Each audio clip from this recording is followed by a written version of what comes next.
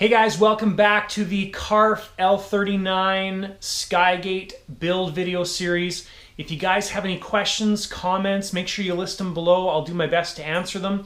Also, if you have not subscribed to my channel, don't forget to hit that subscribe button down below. When you hit the subscribe button, also hit the bell and you'll be notified of new videos from this build. Also, don't forget to give the video a thumbs up, and thanks so much for tuning in. All right, guys, for the next section, we'll be working on basically the canopy. That's what this entire video will be. So thank you to Dave Wilshire on RC Universe for posting the pictures on the L-39 build thread.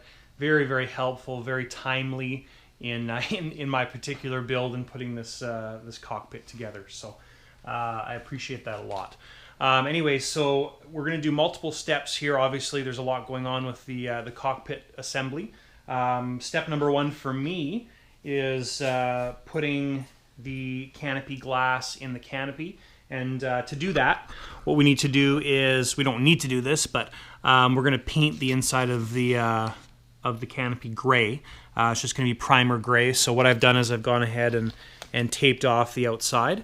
Now, most of the canopy doesn't need to be sprayed because of the liner that goes in there, right? So a lot of the areas get this liner, which takes care of most of it. But what we're going to do is basically focus on spraying the bands coming around the top, and also we just want to get the top edge of the of this area. But we're basically going to paint it all gray anyways. So that's what we're doing.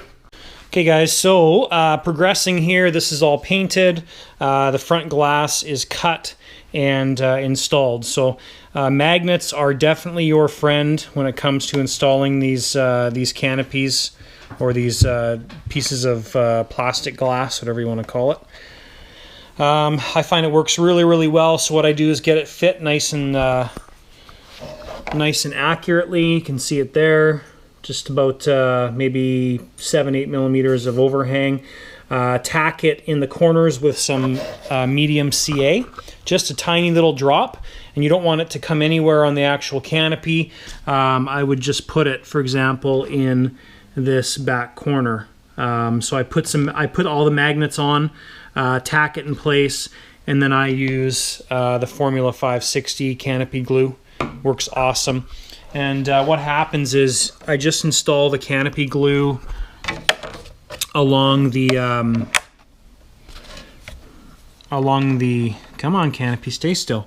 Just install the, let's use something not metallic. Just install the canopy glue along the edge, and you can see there it gets sucked in underneath the canopy as well too. This dries really quick. The stuff that gets sucked underneath takes a little while longer to dry, but I find it works really, really well. There's generally, as long as it's a good fit, very little cleanup. I think there was a little bit that bled through right here, but when it dries it'll be clear, so not really a huge concern.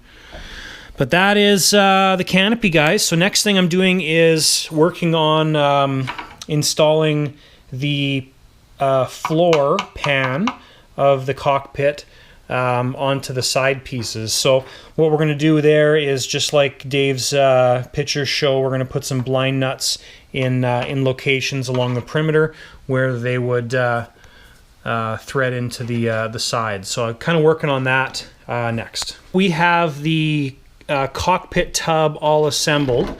So what I did was just hold these pieces together, drill one hole, put the bolt through with a washer, and then put the blind nut on the back side, and just went through and methodically did these one at a time. So there's 4 on each side.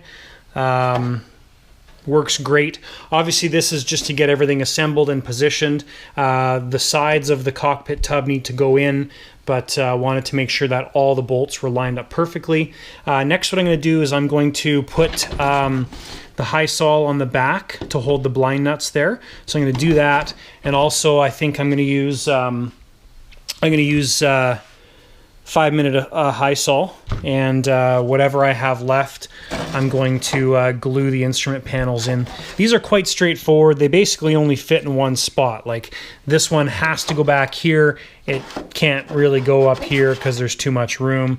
The one that goes up front just fits, right? So it's quite straightforward. There's these gray pieces. This big one basically goes on this side. The two little ones go at the back, and again they're quite straightforward. Have a little nub that's missing there, and I'm going to use high sol instead of CA just because if there's any flex in there, I don't want the CA to let go, and these should be no problem having these permanently mounted. That's the next step. Okay guys, I really do suggest this magnet method. It works absolutely awesome. The reason I love it so much is you can just get the canopy tacked in one spot, then you put a magnet here, and then you put one in the corner, and the corner, and then you tighten everything up, and it just works beautifully. Absolutely love the magnet method. I actually wish I had more of this size of magnets. I have some smaller ones I'm gonna use as well too, but just works absolutely amazing. So magnets done, or this part of the canopy's done. I just got to glue it. The cockpit tub is done. The pieces have been mounted using the high sol. And kind of the next step is to get the sides mounted in the airframe. Now, an interesting note is the airframe comes with two different thicknesses of foam. So I haven't fully figured this out yet, but I'll tell you guys once I figure it out. I think the thinner foam goes in the back, and the thicker foam goes in the front, and we'll see though. But when you do that and put the seats on there, the pilots' heads look like they're level. So we'll see what happens though, but just be aware of that. And that's what the tub looks like with just the instrument panels on. So yeah, it looks great. Okay guys, one side is mounted there. Now there's I'll show you the pieces of Velcro in a second, but the Velcro is really not doing, I mean, it's doing definitely something, but we're going to do a little bit more here as far as support goes. So I have one piece of Velcro here, one piece of Velcro there, and what's going to happen is this tray, I want to cut this tray, so when the tray goes in, it's also resting on this front former work, so that's going to give it support as well too. I mean, obviously we want to keep the amount of weight that we're adding with the cockpit to a minimum. I don't know where this jet's going to CG at the moment, but we do have a lot of batteries in the nose. So this is the Velcro that I'm doing on the side pieces. And then the piece that gets mounted on the airframe, I'm mounting a strip vertically like this, obviously that way. But the strip goes vertical, so we've got some movement. This Velcro is extremely strong Velcro. This is the box of industrial strength Velcro that holds 10 pounds. So putting two strips on like that works really, really well. So now it's just a matter of getting this lined up so both sides match. And then what we need to do is cut the tray. And the reason I say we have to cut the tray is because you can see where the tray comes down here. We intersect with these fuel lines. So we have to cut a section of the tray out, but that'll be nice because that'll support the back end here. We can rest the part of the tray on the actual tubes and maybe the tank depending on where it lines up. And then probably have to cut just a little bit at the front here so it rests on the former work for the front gear. So that is what we're working on now. All right guys, an important little note here for you. You can see the canopy frame here, the airframe there, and the airframe sits a little bit wider than the canopy does. Now this needs to be trimmed back to the width of the canopy. So if you look, the instrument cluster clears the canopy, but it doesn't clear the airframe.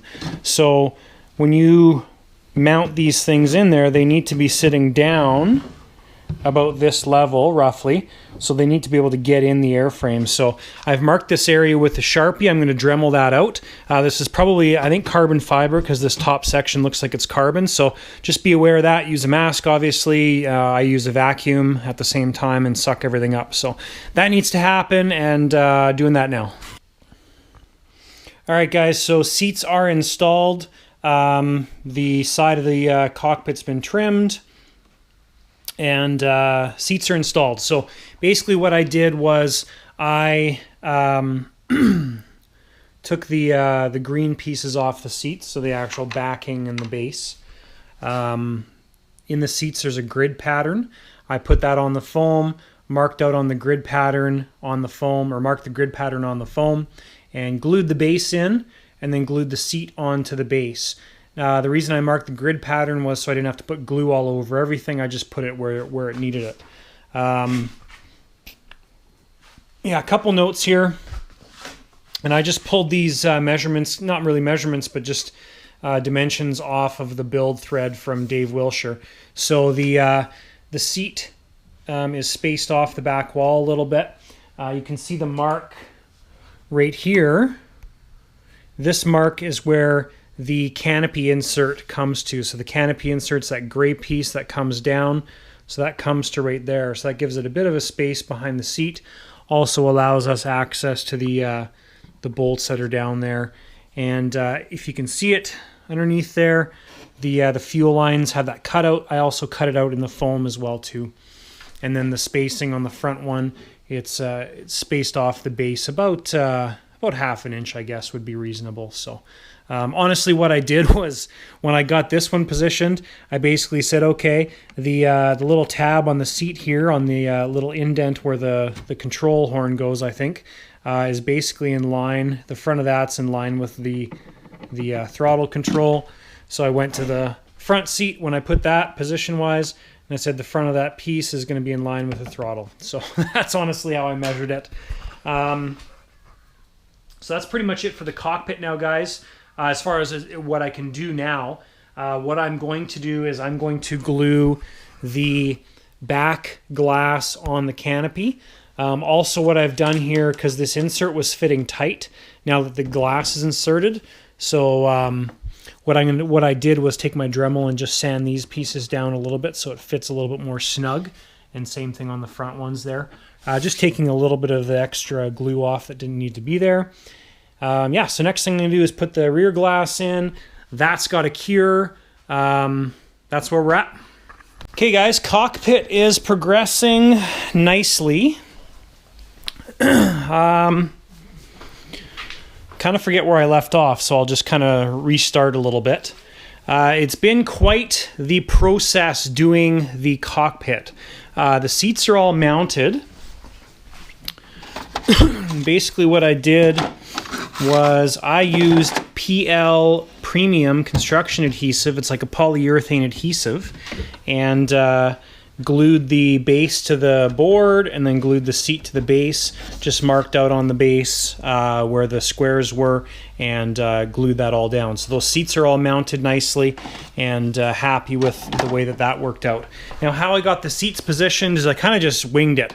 I basically left a nice gap back here, left a nice gap here from where I thought the control console would go, because the control console butts up against the back of the seat. So seats are done. Also yesterday I made up 2 extensions. So this is just a power box wire. It's about I don't know, it's about 8 inches long. Basically both of those wires need to reach about this point in the fuselage where the connection is. So I put those in place. That's where the pilots are going to plug into. Now the pilots have turning heads, and there's their servo connections. So essentially what I'm going to do here is pilots are going to sit in the seats. The wire is going to get tucked in. Pilots are going to sit in the seats. Wire is going to get tucked in, and then they'll just plug into the servo connection there. So it can be nice and hidden underneath their leg. You'll never really see it, but if we got to get the pilots out, we're not trying to dig servo connections out and stuff. So pilots are basically done as far as the mounting goes. And I think for mounting the pilots, my thought was to drill a little tiny hole in the corner here, a little tiny hole in the corner, and then just use steel safety wire, which is this stuff, just lock wire that I use on all my fuel connections. I buy this at the aviation supply. This is 0.2 diameter, 0.02. So that's my thoughts for holding the pilots, and I think that'll work very, very well. It'll be almost invisible. Now, so the cockpit's all done. Essentially, my next step for the cockpit is I'm going to take the base out, make sure I can get it out, and then I've got to figure out the servo connections, and then I'm going to put the base back in, just so we're 100% complete. Now, for the maiden of the plane, for setting things up, we'll need the cockpit out, but for CGing it, I want to make sure the cockpit's in and it's all ready to go. If we do maiden it with the cockpit out, we'll just add some weight in the front to compensate for the cockpit. Center consoles have been completed. My plan for these is just to glue them in, just like we did with the seats. And I know on Dave Wilshire's post, he was talking about these things being removable. Hopefully I don't regret that, but mine are not removable, and the center consoles will not be removable either. The instrument clusters have been completed. One of them is still wet, so I'll be careful with that one. Basically, it's the best way for me to show you this. So if you can see the dimensions there, or the side panel, I use shoe goop to glue it onto the side panel or the side insert, this thing that's removable. It's still removable, but the instrument cluster is glued to it, and there's a little bit of adhesive in between the frame and the side trim piece, so it's kind of holding it in place as well too, and you can see it on that side as well. I did have to cut out the front a little bit more to clear the seat, so the molding line kind of had a return and had a little bit more distance here, but unfortunately where I had to position the seat and position this and everything to work, I just had to do that. I mean, it's not a big deal. You'll never notice, right? The one thing with positioning the instrument clusters is they kind of have to sit right tight to this area. They can't be positioned too far this way. Obviously, they can't be positioned too close to the pilots because they end up just covering everything up. So that's kind of how you get those things positioned. My front one actually sits nicely just on the other side of the end of the console. So it almost works out perfect with the front one. Now the front one, what I did was the console piece is tucked all the way into the nose. I found that fit best. And again, what I did was I took goop, and this morning I put a little bit, so this piece is out. I took a little bit of goop, put it on the base, on the back side, on the underside, slid this in place, tipped the entire canopy on its end like this, and then the goop rolled downhill and cured against the frame piece. Now, this again is still removable because the front console piece is mounted to the trim piece, right? And we've got our magnet joint right there, so they're joined together with magnets. And then the last piece that I've glued here is there's that little piece of piano wire going across the underside of the little gray console thing and the back side of the instrument cluster, and that's just glued to the instrument cluster. You can see the goop rolling downhill there. So that's just providing support.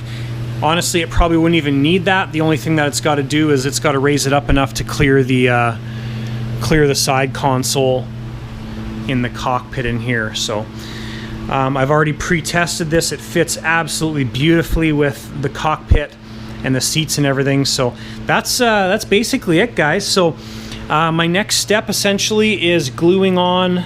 I'm going to take the cockpit tub out, figure out the servo wires, put it back in, and then I'm going to put the pilots in, glue the center consoles, glue the control sticks. These things, when I was doing a bit of research, they are the emergency releases for the ejection seats. So if you do some research online, look up L-39 cockpits. On the military ones, or the ones that are used by different air forces, they've got these things. They're painted red, and they're mounted right here. So I think we're probably going to mount these. They're going to be fairly delicate because they just glue onto those little pieces. So we may mount them, we may not mount them. We'll see how it all works out. Not overly concerned with the scaleness on this plane. It's not a super scale plane. The owner, doesn't want it to be a super scale plane. I think my opinion is if you set a plane up super scale, you generally lose a little bit of that daily flyer type setup with the plane. That's just my opinion. Your opinion could be different. So that's it, guys. I'm going to work on the rest of this stuff with the cockpit, and we're really, really close to being done with this plane. Very exciting. All right, guys. So the cockpit is back out. We're basically doing kind of the last final touches before we put the cockpit in for doing the C of G and kind of the final setup. So we still will need to take the cockpit out one more time. So the gyro that's in there, the 3E, the owner's actually switching it out for the new 3E Extra, which is on order right now. So but essentially the plane's ready to go the way it is. I've mounted the GPS there on the fuselage side of the nose joint. I was going to put it further in the nose. The reason I didn't is because if we need to take the nose off, it's one more cable to undo. So if we open up this side hatch and look, we'll be able to make sure that the GPS is connected. So that's why I put it where it was instead of putting it down in this area. Then we'll never be able to see if the light's solid or if it's still flashing. And we do have a new lighting controller on order, and the reason for that is I screwed up and I actually fried it. I touched two wires together, so we have to replace that. It still actually works, but it doesn't shut off. So when you plug the battery in, like I'll show you, when you plug the battery in, the light turns on. So still works, can probably be fixed, but that's okay. So anyway, so what we're going to do now, I guess you can see the one receiver here. So we're going to have this antenna coming out at this angle. It's a little bit tricky. You just have to be careful when we're putting the cockpit in. And this one's going to have some tubing on it, and it's just going to sit across the cockpit like that. Trying to get as much diversity as possible. And then this antenna here, we put a little bit longer lead on it, and it's going to actually be mounted to the back plate of the cockpit, and then we'll have the antenna routed. So when we take the cockpit out, we'll have to undo this one wire on the back of this receiver. And probably actually, you know what we'll do is we'll probably put Velcro on this and do some Velcro work with the antenna, just so when we take the cockpit out for taxi testing and stuff, we can just pull the receiver off. That's probably a better idea. And then we've got the Y leads here for the pilots. So that's all ready to go. We're going to put that in now, get some CG work done on it, and maybe do a test run, maybe not, depending on how the neighbors in my area are feeling. And very, very close, guys, very close. All right, guys, so the cockpit's in. This pilot's in. He's not in permanently, so this wire is going to get done up better. But so there's the two holes that I drilled, one on each side. And there's the wire you can see on the pilot. So that's what's going to hold the pilots in. Right now it's just bent over once. That's going to be sufficient to keep them in. But when we do the final installation, probably do that up a little bit better. It's really easy to replace that wire anyways, but basically it's invisible when the cockpit's all in place. So going to put the other pilot in, and then we have to basically mount some of the final touches like the center consoles, the control sticks, things like that. So that's what's happening. All right, guys, so we finally got the plane on the scales, and so we're using the Zukoi balance and weight meter here. So she's a little bit hefty, 52.5 pounds. There's a little bit of fuel in the main tank, like maybe I don't know, about an inch or so in the main tank. But that's where we're at. So that's with the full load of everything in there. Batteries are all in the nose, pilots, obviously, so everything's in there. And she's definitely a little heftier than other planes we've seen on posted on the internet. So, and then we'll go to the CG. Now, I'm not taking these measurements as gospel because I like to, I mean, obviously we're provided a jig with the build, so let's use the CG jig. But what I did was this CG is measured at the front edge of the wing tube is where I took this measurement from. So yeah, so we're 1.4 pounds nose heavy at the correction point. So yeah, not what I was expecting. I was expecting a lighter weight and also to have to add weight, but that's not a bad thing because we got heavy batteries. So we, I guess the next step is we are going to put the jigs on the wings, measure it with the supplied jigs from CARF, see where that comes out, and we might end up moving the turbine battery back. We got to figure out a spot where it goes, but it's still easy to charge is the thing. So anyways, guys, that is how the CG came out. Pilot-wise, they're all installed. Works awesome. Super impressive. The head's turning and all that kind of stuff. So some of the things like the center consoles and the sticks, I still haven't installed those. I think I'm actually going to put them in with magnets is my plan, just so they're removable. But once we get the locations marked, hi Luna. Once we get the locations marked, that's kind of the first key thing. So, but I think we're good with that.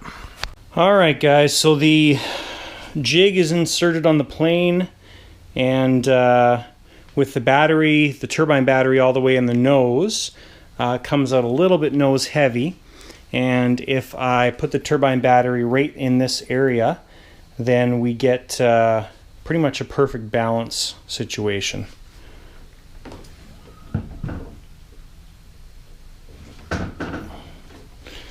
So I think that is what we are looking for. Now, obviously, I don't think we can put the turbine battery up there.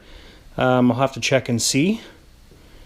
It may be possible, actually, because there's a fair bit of room up top there, but that, yeah, we'll work with it and see what happens. Okay, guys, so I've taken the cockpit out, put the battery back in the nose, just kind of placed it in the nose. So with the cockpit out, the plane now balances, and the battery in the nose, the plane balances there, which is actually kind of nice. So I think what's going to happen is for the maiden, we'll probably leave the cockpit out so we can, you know, check everything over, play with things, adjust things, whatever we need to do. Battery can go in the nose, and then when we do the, when it's finally set up and everything, then we've got some options with putting the cockpit back in and slipping the battery right in this area back here. There's actually a nice little pocket sitting on top of that plate that I made for the smoke tank. So that should work out good. I'm going to do a test run on it now. All right, guys, it is test run time. I've got my ear protection on, obviously going to open the door up. What else? Going to get the fire extinguisher ready. We've had the engine running before. We're not going to run it up to full throttle just because I don't want to make my neighbors call the cops.